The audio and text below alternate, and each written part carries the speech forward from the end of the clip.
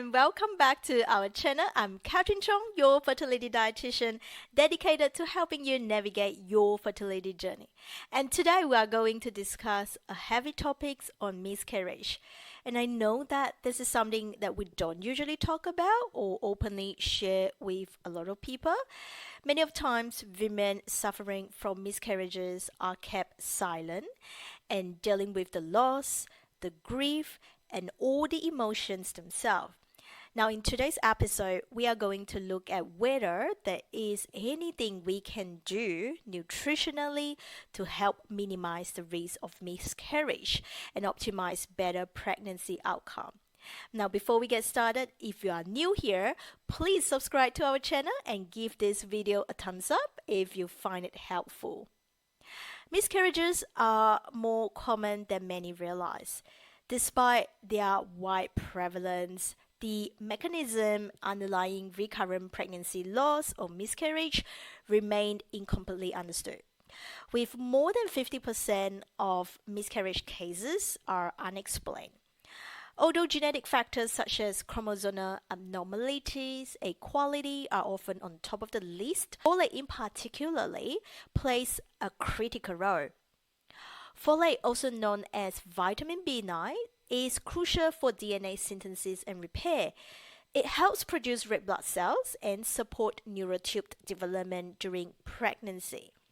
However, some individuals have a genetic variant, also known as MTHFR genetic defects, which affects how their body processes folate. Now, the MTHFR gene variant, specifically the C677T polymorphism, can lead to higher levels of homocysteine in the blood and lower levels of folate.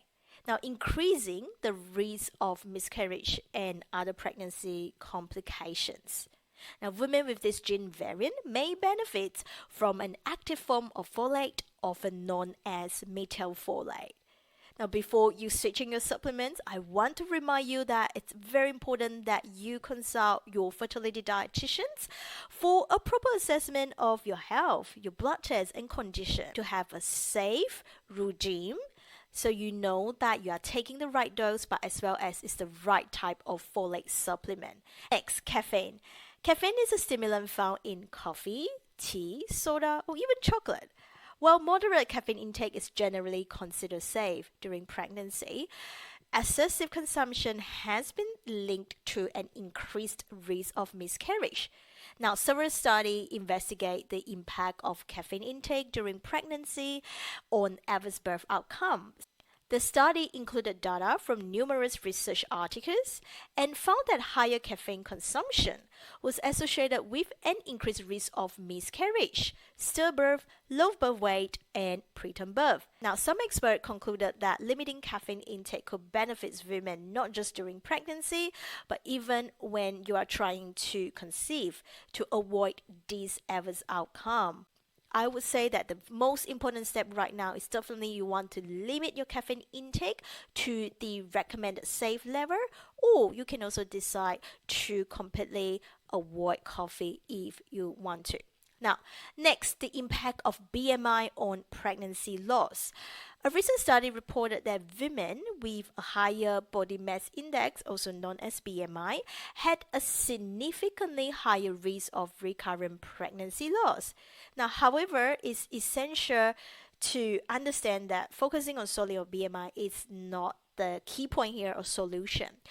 In fact, BMI is an important indicator of other underlying conditions such as thyroid dysfunction, hormone imbalances, insulin resistance, or diabetes, or depression, or anxiety, disorder eating habits, and poor nutrition and physical activity.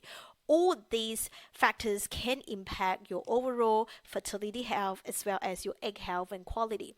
So it's very important that addressing these modifiable risks rather than just solely focusing on losing weight, optimizing the weight, it's extremely important.